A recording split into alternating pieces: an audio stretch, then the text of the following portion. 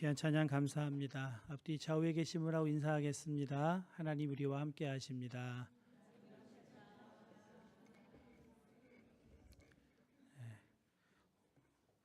오늘 2부 예배는 우리 정예 부대만 나와서 예배 드리는 것 같네요.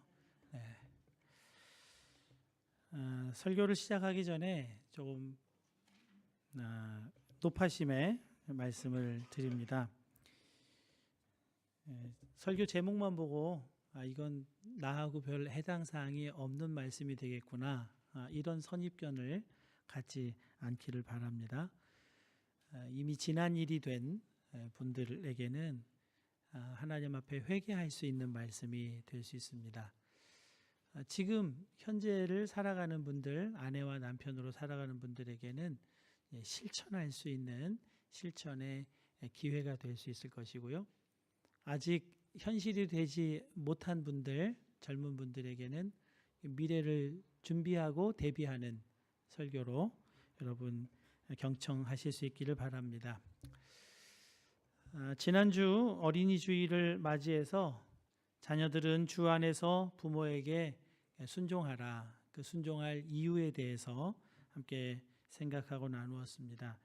자녀가 부모에게 순종한다는 것은 가정의 중심에 부모가 있음을 전제하고 있습니다. 가정의 가치는 자녀가 결정해서는 안 됩니다. 가정 윤리의 중심은 부모이고 부부입니다. 그러나 부부가 주의해야 할 것이 있습니다. 인류 최초의 사람은 아담과 하와죠. 성경의 첫 사람 아담과 하와는 최초의 사람이라는 의미보다 더 중요한 의미가 있습니다. 구약 성경에서 첫 번째, 그것은 그 나머지를 대표한다는 의미를 가지고 있습니다. 그래서 성경은 첫 열매를 하나님께 바치라 합니다. 그 나머지가 모두 하나님의 것임을 인정하는 의미입니다. 11조를 바치라고 할 때에도 10분의 1은 10%이면서 동시에 첫 번째 것을 의미합니다. 그래서 11조는 소득의 전체가 하나님이 주시는 것임을 인정하고 고백하는 신앙 고백적 봉헌입니다. 아담과 하와가 첫 사람이라는 것은 따라서 인류를 대표한다는 의미를 갖습니다. 하나님과 인류의 관계를 대표하고 죄로 인한 타락의 문제를 대표하는 것입니다. 아담과 하와의 타락 사건은 그래서 최초의 사건이면서 동시에 인간 모두의 보편적인 대표적인 사건인 것입니다. 하와가 금지된 열매를 따 먹을 때의 상황을 성경은 이렇게 전하고 있습니다. 여자가 그 나무를 본즉 먹음직도 하고 보암직도 하고 지혜롭게 할 만큼 탐스럽기도 한 나무인지라. 여자가 그 열매를 따먹고 자기와 함께 있는 남편에게도 주매 그도 먹은지라. 선악과 따먹은 말씀입니다. 하와가 동산 중앙에 있던 그 나무를 그날 처음 본 것은 아닐 겁니다. 그러나 그날은 평소와는 다른 눈으로 봅니다. 먹음직, 보암직, 지혜롭게 함직하게 봅니다. 그것은 육신의 눈으로 보았다는 것을 의미합니다. 사도 요한은 그것을 이렇게 풀이해 주고 있습니다. 이는 세상에 있는 모든 것이 육신의 정욕과 안목의 정욕과 이생의 자랑이니 다 아버지께로부터 온 것이 아니요 세상으로부터 온 것이라. 먹음직, 보암직, 지혜롭게 함직, 육신의 정욕, 안목의 정욕, 이생의 자랑, 이것은 하나님께로부터 온 것이 아니라 세상으로부터 온 것이라고 사도 요한은 설명해 주고 있습니다. 인류의 대표 아담과 하와는 하나님께 속한 것을 버리고 안목의 정욕, 육신의 정욕, 이생의 자랑, 즉 세상에 속한 것을 따랐다는 말씀입니다. 그리고 그들은 하나님을 따르지 않고 세상을 따라감으로 실낙원합니다. 더 이상 에덴에서 살지 못하게 됐습니다. 가정의 중심은 부부입니다.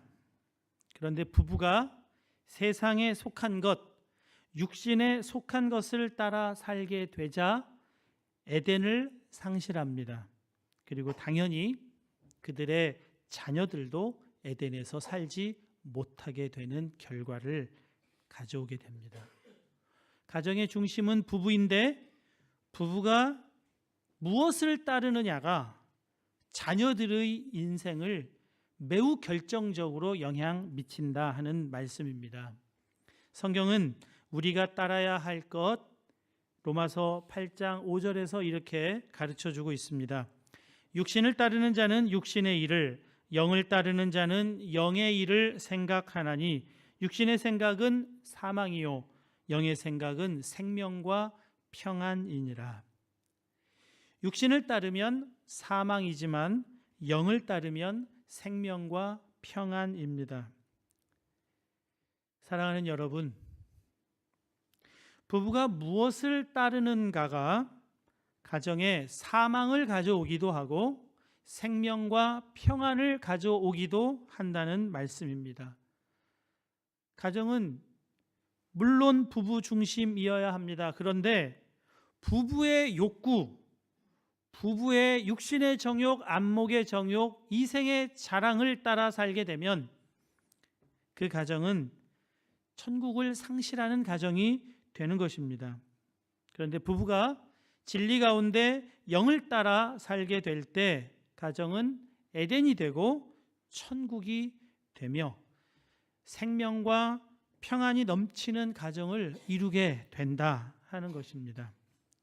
첫사람 아담과 하와가 따름으로 해서 그들에게 실낙원을 불러온 질서, 그것을 옛 질서라고 부릅니다. 반면 둘째 아담 예수님께서 이 땅에 가져오신 질서는 새로운 질서입니다. 그런데 이 질서는 본래의 질서, 회복된 질서, 창조의 질서인 것입니다. 타락 이전에 우리 인생에 주셨던 본래의 질서이고 예수 그리스도 십자가로 인해 회복된 질서이고 창조의 질서인 것입니다. 부부는 이 새로운 질서, 즉 창조의 질서로 살아가야 하는 것입니다. 본문은 새로운 질서를 구체적으로 이렇게 권면하고 있습니다. 22절입니다. 아내들이여 자기 남편에게 복종하기를 주께 하듯 하라 했습니다. 복종이라는 단어 참 부담스러운 단어가 아닐 수 없습니다. 듣는 사람도 부담이 되고 전하는 사람, 가르치는 사람도 부담스럽습니다. 마음에 거부감을 불러일으키기에 충분합니다. 복종은 노예나 종들에게나 어울리는 단어이기 때문이죠. 21세기의 평등한 사회에서 복종이라니 이건 어림없는 말이라는 생각도 듭니다. 그런데 여러분, 복종이라는 단어는 어떻게 사용하느냐에 따라 실제로는 아름답고 귀한 단어라는 것을 보여주는 시가 있습니다. 타종교인이지만 참 배워야 할 시입니다. 시인 한용운의 복종이라는 시인데요.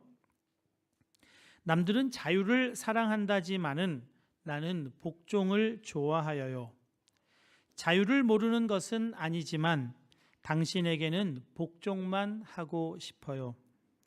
복종하고 싶은데 복종하는 것은 아름다운 자유보다 달콤합니다. 그것이 나의 행복입니다. 그러나 당신이 나더러 다른 사람을 복종하라면 그것만은 복종할 수가 없습니다. 다른 사람을 복종하려면 당신에게 복종할 수 없는 까닭입니다. 성경에서 말씀하시는 복종은 의무나 강요가 아닙니다. 비굴함이나 열등을 바탕에 두고 있는 것이 아닙니다. 복종하고 싶은 데에 복종하는 것입니다. 여러분, 아내에게 복종할 대상은 주님과 남편뿐이라는 것을 말씀을 통해서 분명히 붙들어야 합니다. 여성이 남성보다 열등하기 때문이 아닙니다. 성경은 여자들이여 남자들에게 복종하라 그렇게 말씀하지 않았습니다. 아내들이여 남편에게 복종하라 그렇게 말씀하십니다. 이것이 인간의 본래의 질서, 창조의 질서이기 때문이라는 것입니다. 게리 체프먼의 사랑의 5가지 언어라는 책이 있습니다. 부부학교나 상담 프로그램에서 자주 소개되고 또 활용되는 책인데요. 아주 가볍게 읽을 수 있는 책이어서 여러분도 기회가 되는 대로 읽어보시면 도움이 많이 됩니다. 사람마다 사랑을 받아들이는 통로가 조금씩 다르다는 것입니다. 인정하는 말을 들을 때 인정하는 말을 하는 사람이 나를 사랑하는구나 이렇게 느끼기도 하고요. 함께하는 시간의 길이에 따라서 나를 사랑하는구나, 나를 많이 사랑하는구나, 적게 사랑하는구나 이렇게 느끼기도 한다는 겁니다. 봉사, 선물, 스킨십 이런 것들이 사랑을 느끼게 하는 감각기관이라고 해요. 우리 교회에서 마더와이즈가 지금 진행되고 있는데요. 조별로 각자 사랑의 언어가 무엇인지를 한번 테스트해 봤답니다. 근데 대체로 많은 아내들의 테스트 결과 함께하는 시간, 그것이 대부분 아내들이 사랑을 느끼는 통로고 감각기관이라는 거예요. 얼마나 오랫동안 함께 있어주는가. 이것으로 아내들은 사랑을 느낀다는 겁니다. 남편들은 테스트를 안 했는데 아내들이 공통적으로 남편들이 가진 사랑의 언어를 추측했는데 이구동성으로 인정하는 말이라고 했다는 겁니다. 인정하는 말을 들을 때 남편들은 아내로부터 사랑을 받는다고 느낀다는 겁니다. 반면에 여자분들은 인정하는 말보다 함께하는 시간, 그것이 더 중요하다는 겁니다. 왜 그럴까요? 미국의 사회학자 스티브 골드버그라는 교수는 가부장제의 불가피성이라고 하는 논문을 통해서 남성과 여성의 호르몬의 차이가 가정에서의 역할 차이로 나타난다고 논증하고 있습니다. 여성성에 있어서 가장 큰 강점은 공감 능력이라고 하는데 모두가 일치된 견해를 갖습니다. 여성은요, 남성에 비해 정말 공감하는 능력이 탁월합니다. 그래서 함께하는 시간이면 충분히 사랑을 느낄 수가 있고 남자를 공감할 수 있다는 겁니다. 그러나 남성은 인정하는 말을 들을 때 사랑받는 것처럼 느껴진다는 거예요. 즉, 아내가 남편을 존중하고 존경하며 순종하는 말을 할 때, 그때 남편들이 아내로부터 사랑받는다 그렇게 느낀다는 것입니다. 예수님께서 십자가를 지시기 위해 예루살렘으로 올라가다가 마리아 마르다 집에서 잠시 쉬신 적이 있습니다. 한꺼번에 많은 손님이 오니까 마르다 언니는 음식 준비에 분주했고 마리아는 예수님 발 앞에 가서 앉아 있습니다. 그리고 예수님께서 하시는 말씀에 온 몸과 마음을 기울여 집중합니다. 예수님은 십자가를 지시러 올라가시는 길이기 때문에 예수님이 하시는 그 말씀 한마디 한마디에는 목숨을 건 비장함이 그 말씀 안에 들어 있습니다. 이것을 마리아가 집중하여 듣고 있는 것입니다. 예수님께 십자가를 지실 것이라고 말씀하셨을 때 베드로는 어떻게 했는지 여러분 성경 안에서 보셨죠? 베드로가 예수를 붙들고 항변하여 이르되 이렇게 나옵니다.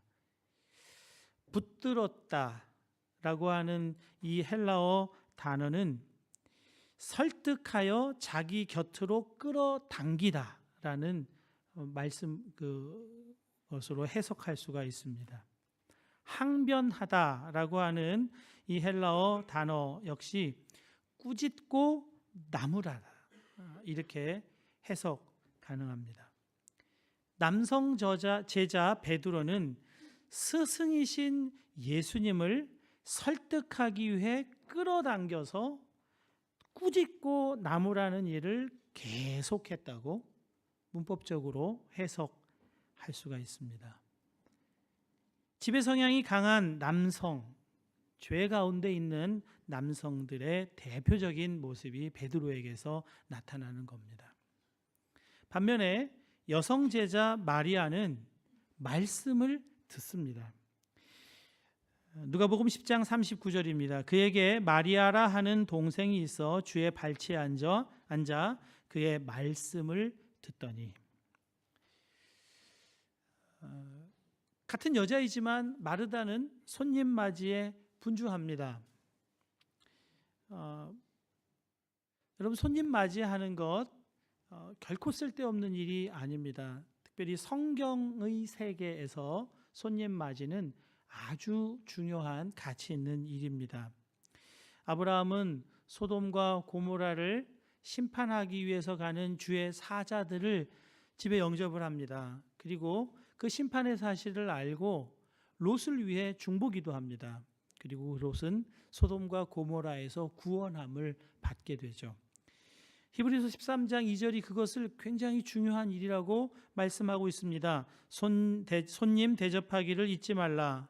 이로써 부지 중에 천사들을 대접한 이들이 있었느니라. 아브라함에 관한 말씀입니다. 그러니까 손님 대접하는 일은 매우 중요한 미덕입니다. 오늘날 우리가 생각하는 그런 손님과 개념이 많이 다른 아주 가치 있는 일입니다. 그럼에도 불구하고 예수님은 마리아를 두둔하십니다. 마리아는 이 좋은 편을 택하였으니 빼앗기지 아니하리라. 이 좋은 편 무엇입니까? 주님의 말씀을 듣는 것입니다. 여기서 듣는다고 하는 것을 히어링이라고 생각할 사람은 아무도 없겠죠. 리스닝입니다. 듣고 따르는 것입니다. 순종이고 복종을 의미하는 것입니다. 이것이 그가 택한 좋은 편이라고 합니다. 다시 본문 22절입니다. 아내들이여 자기 남편에게 복종하기를 주께 하듯 하라. 마리아가 주님께 하듯이 아내들은 남편에게 복종하는데 많이 바쁜 일들이 있고 그보다 더 중요한 일처럼 보이는 일이 있어도 남편의 말에 집중해야 한다는 것을 말씀해주고 있는 겁니다. 존경과 존중의 마음으로 남편의 말을 듣고 남편을 인정하는 말, 존중하는 말, 존경하는 말로 대해야 한다는 것을 말씀하고 있는 겁니다. 여러분, 남편은 아내의 머리라고 성경은 말씀하고 있습니다. 에베소서 5장 23절입니다. 이는 남편이 아내의 머리됨이 그리스도께서 교회의 머리됨과 같음이니 그가 바로 몸의 구주시니라. 남편이 아내의 머리라고 하는 이 말씀은 지배나 지시를 의미하는 것이 아니며 권위주의를 의미하는 것이 아닙니다. 남편의 아내의 머리됨은 구원과 관련되어 있는 말씀입니다. 그리스도께서 교회의 머리가 되셔서 그를 구원하신 것처럼 남편들도 아내의 머리가 된다는 것은 지배나 지시나 권위주의로 다스리는 것이 아니라 구원하기 위한 것이라고 말씀하고 있습니다. 몸은 몸인 교회는 그리스도로부터 건강을 얻고 성숙하며 자라가는 것처럼 아내들은 남편의 보호와 남편의 사랑 속에서 건강하게 되고 자라가게 된다는 것을 아내의 머리인 남편, 그 말씀에서 가르쳐주고 있는 것입니다.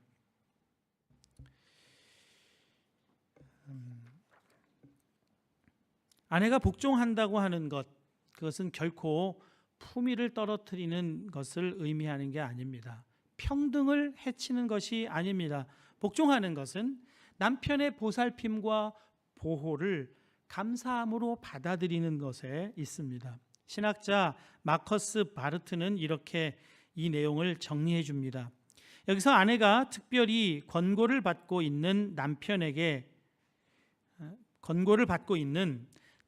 복종하고 그를 존경하라는 말은 절대로 고양이나 구실되는 개처럼 복종하라는 것을 의미하지 않는다.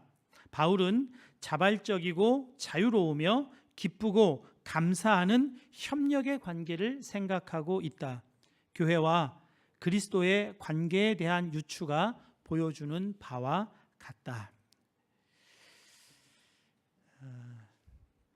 지난 한 주간 우리가 기다리던 반가운 소식을 들었습니다. 남북 정상회담 이후에 북미 정상회담 언제 어디서 개최될까 기대하는 마음으로 있었는데요. 6월 12일 날 싱가포르에서 열린다고 하죠. 한반도의 비핵화, 도저히 이루어질 수 없을 것 같은 그런 일들이 이루어질 것 같은 기대를 갖게 합니다. 평화 정착에 대한 기대와 신뢰가 점점 커져 가고 있습니다. 6월 2일이 이제 우리 한인체육대회를 하게 되는데요. 한인체육대회 때 모든 교회들을 중심으로 이 북미 정상회담을 위해 한 40분 정도 기도하자고 그런 의견들이 모아질 정도입니다. 정전이 아니라 종전, 평화협정이 체결된다는 것은 세상이 완전히 달라지는 것을 의미하는 거죠. 부산에서 서울, 북한 땅을 통해서 모스크바와 베를린 유럽 여행 이런 얘기들이 지금 자연스럽게 오고 가고 있습니다. 한반도가 통일된다는 것은 경제적으로도 굉장히 좋아질 것을 의미한다고 해요. 골드만삭스라고 하는 미국의 투자 회사에서 한반도가 통일이 되면 30년 뒤에는 독일과 일본을 앞지르고요. 50년이 지나면 국민소득 8만 불 정도의 국가로 성장하게 된다고 그렇게 전망했다는 겁니다. 평화와 번영의 이런 새로운 질서를 정말 믿는다면, 거기에 대해서 기대를 정말 하고 있다면 새로운 질서에 합당한 삶에 대한 관심을 갖게 되겠죠. 생활 양식도 그렇게 갖게 될 겁니다. 그러나 이것을 믿지 못하는 사람은 여전히 냉전의 사고방식 속에서 헤어나오지 못하고 전혀 준비할 수도 없을 것입니다. 새로운 질서가 시작될 것이라고 믿고 새로운 질서가 시작되었다고 믿는다는 것은 그때를 대비하고 살아가고 오늘을 그날처럼 살아가게 된다는 것을 의미합니다. 그런 기대를 갖게 되니까요. 그런데 그리스도 예수님 안에서 모든 믿는 자에게 새로운 질서가 시작되었다는 것입니다. 예수님 말씀하셨습니다. 회개하라, 천국이 가까이 왔느니라. 그냥 가까이 오는 정도가 아니라 이미 천국이 시작되었다고 말씀하고 있습니다. 하나님의 나라는 너희 안에 있느니라. 예수님을 구주로 영접한 사람은 이미 하나님 나라, 즉 새로운 질서 속에서 사는 사람이라고 말씀하고 있는 겁니다. 십자가의 은혜로 죄에 대하여 죽고 세상에 대하여 죽고 하나님에 대하여 사는 새로운 질서가 되었다는 겁니다. 예수님을 마음에 영접했다고 하는 것은 이 새로운 질서에 대해 눈이 열렸다는 것을 의미합니다. 이 질서가 정말 우리에게 왔다고 믿는 사람은 이 질서에 합당한 생활 방식, 합당한 삶의 방식을 이제 오늘부터 살게 되는 것을 의미합니다.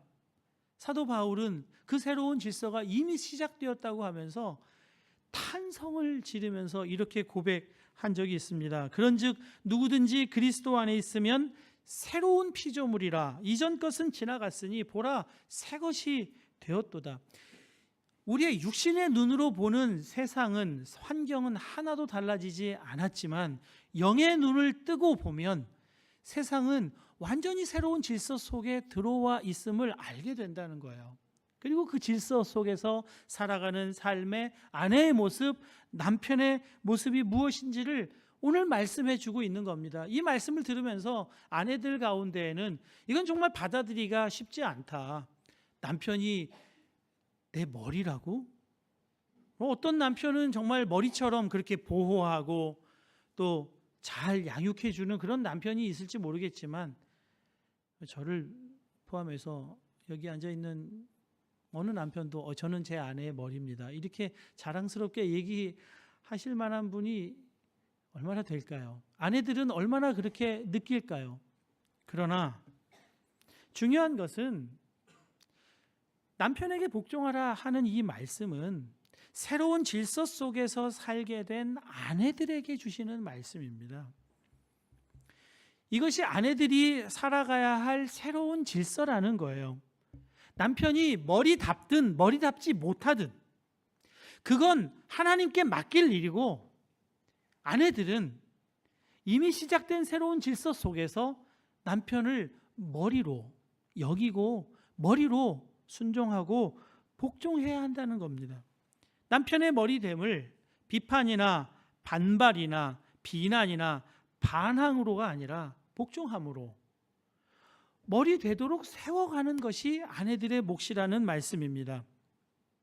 그렇지만 성경은 일방적이지 않습니다. 일방적으로 아내들에게 복종하라고만 말씀하지 않습니다. 남편들에게도 새로운 질서를 구체적으로 말씀해 주고 있습니다. 에베소서 5장 25절입니다.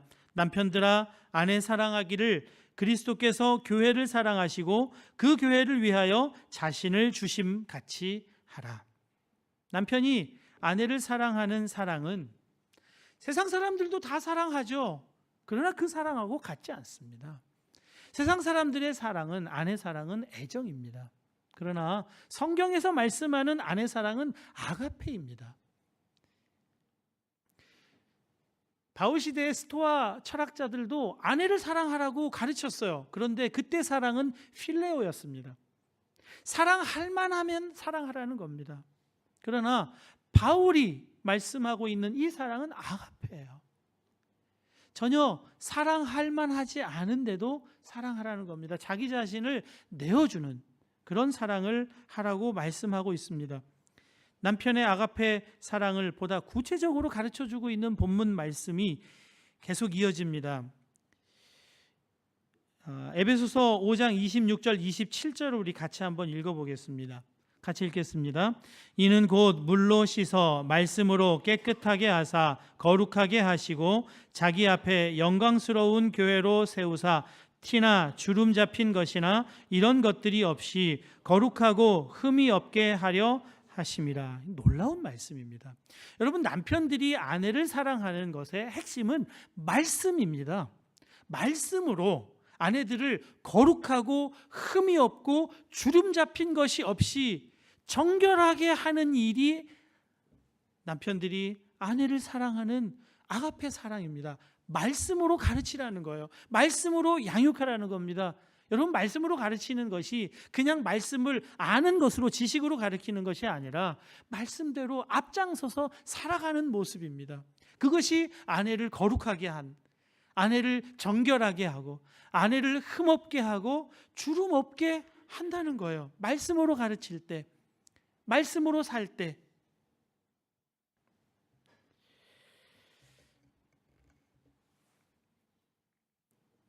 주님은 남편 여러분들이 아내의 머리가 되어 살기를 기뻐하십니다. 그런데 그 머리의 가장 중요한 역할은 말씀으로 사는 겁니다. 그리고 아내들에게 계속 말씀 앞에 서도록 말씀으로 아내들을 이끌어주는 겁니다. 이것이 아내의 사랑의 가장 핵심입니다. 본 리즈라고 하는 분의 중국의 예수가정이라는 책에 중국 지하교회 예수가정의 지도자였던 칭틴옌이라는 분의 이야기가 나옵니다. 이 칭틴옌은 중국 개화기의 청년이었습니다. 1920년대 이야기인데요. 유교 전통에 뿌리 깊었던 사람이었는데 선교사가 운영하는 학교에 갔다가 예수님을 영접하게 됩니다. 예수님을 영접하게 되어서 너무나 기뻤는데 한편으로는 양심이 꽉 찔렸습니다. 왜냐하면 그가 아내를 버렸기 때문입니다. 이때는 여자들 어렸을 때부터 전족이라는 걸 했습니다.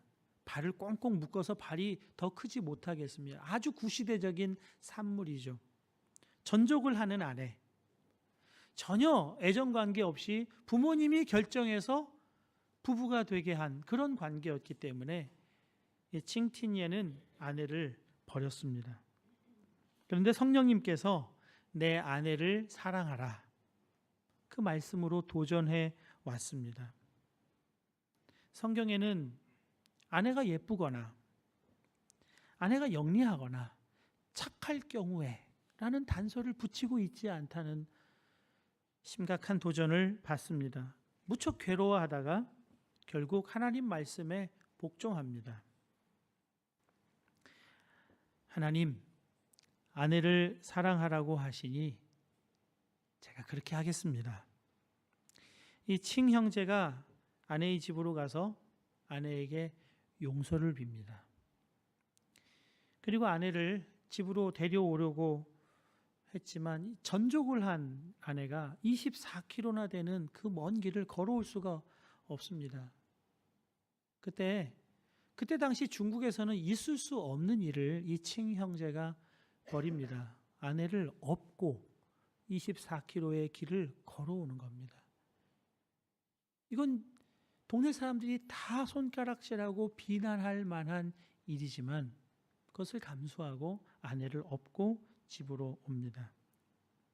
칭 형제는 하나님 명령에 복종하려는 마음이 가득했기에 당시 중국인으로서는 상상할 수 없는 이 일을 행하여 이제 집 문턱을 넘어서는 순간 칭 형제와 그의 아내가 성령의 기름 부음을 받는 놀라운 체험을 하게 됩니다. 그 후 이 아내가 칭 형제의 가정교회를 사역하는 일에 아주 훌륭한 동역자로 쓰임 받게 됩니다. 여러분, 아내를 사랑하는 것이 아내를 성령 충만함에 이르게 하는 길이고 남편들이 성령 충만에 이르는 길이라고 말씀하고 있는 겁니다. 흠이 없고 거룩하여 기쁨과 감사가 넘치는 삶을 살게 되는 길이라는 거예요. 여러분, 흠이 없고 주름이 없고 거룩하다고 하는 것은 그냥 경건한 하나의 이상이 아니라 그 속에는 세상에서는 줄 수 없는, 말할 수 없는 기쁨과 만족이 그 안에 있습니다. 아내가 말할 수 없는 만족과 기쁨의 삶을 살게 하는 것은 남편들이 말씀으로 흠없고 정결하게 하는 일을 통해서 이루어진다는 거예요. 그게 아내를 사랑하는 길이라고 성경은 말씀하고 있습니다. 여러분, 남편들이 대단한 성경적인 지식을 가지고 있어야 아내들을 가르칠 수 있습니까? 그렇지 않습니다. 아내와 함께 말씀 앞에 서는 것으로 충분합니다. 함께 말씀을 펼치는 것으로 충분합니다. 그럴 때 말씀이 역사하십니다. 여러분, 말씀은 사상이나 하나의 원리가 아닙니다. 말씀은 길이요, 진리요, 생명입니다. 말씀이 길이라고 하는 것은 어떻게 살아야 하는지 보여주는 것이고, 말씀이 빛이라고 하는 것은 그 삶의 길을 비추어 준다는 것이고, 말씀이 생명이라고 하는 것은 그 삶의 길을 걸어가는, 그 빛된 삶을 걸어가는 사람들에게 살 수 있는 능력이 된다는 겁니다. 그냥 하나의 원리를 제시해 주는 것이 아니라 살 수 있도록 빛도 비추어 주시고 생명도 주신다는 거예요. 요한복음 1장 1절에서 4절, 1절과 4절입니다. 태초에 말씀이 계시니라. 이 말씀이 하나님과 함께 계셨으니 이 말씀은 하나님이시라. 그 안에 생명이 있었으니 이 생명은 사람들의 빛이라. 말씀은 로고스이고, 말씀은 생명이고, 말씀은 빛입니다. 원리이고 밝은 빛이고, 또 그 빛 가운데 살아갈 수 있는 능력이 말씀이에요. 남편들이 힘써야 할 것은 아내들이 말씀 앞에 계속 서도록 하는 일인 거죠. 사랑하는 여러분, 말씀이신 주님 안에서 살 때 우리는 천국의 가정을 이루고 에덴의 가정을 이루며 살아가게 되는 줄로 믿으실 수 있기를 바랍니다. 부부에게만 주는 말씀이 아닙니다. 우리 모두는 새로운 질서에 이미 속한 자들입니다. 이 새로운 질서에 새로운 삶의 방식이 있습니다. 말씀 안에서 그 길을 발견하고 빛으로 비추임을 받고 생명의 능력으로 말씀에 합당한 삶을 사셔서 여러분의 삶에 이미 허락된, 이미 이루어진 새로운 질서에서 열매 맺는 삶 사실 수 있기를 바랍니다. 함께 찬양하겠습니다.